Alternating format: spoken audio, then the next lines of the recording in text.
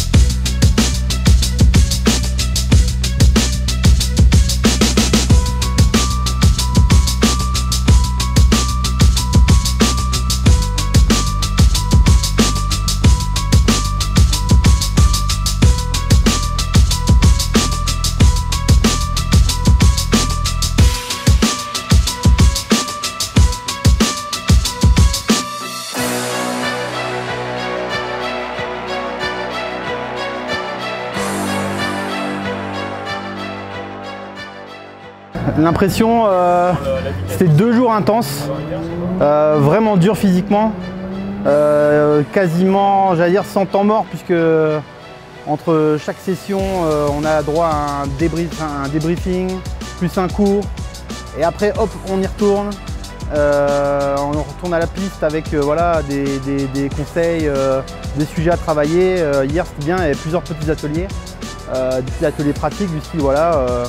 Il y avait un slalom ici, on devait améliorer notre position sur chaque virage. Il y avait aussi une session sans frein, sans boîte. Alors ça c'était canon, c'était en gros toute la session en 3e et on devait utiliser aucun frein et enfin si, le frein de moteur à la limite, mais ne pas rétrograder. Donc ça permet de voir un peu de travailler son passage, sa vitesse de passage en courbe, etc. Vraiment très intéressant et les moniteurs, les instructeurs plutôt pédagogues, parfois un peu durs, mais je pense que c'est fait pour motiver un peu les stagiaires, quoi. Donc c'était vraiment intéressant.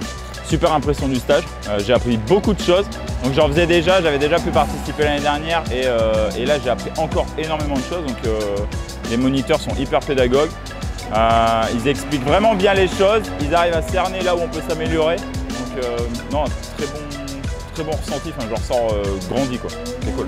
Alors les points, j'ai beaucoup de points où j'ai progressé. C'est très compliqué parce que du coup on progresse sur beaucoup de choses en même temps. Mais la confiance sur la moto, la confiance dans le train avant, sur le freinage, des choses comme ça.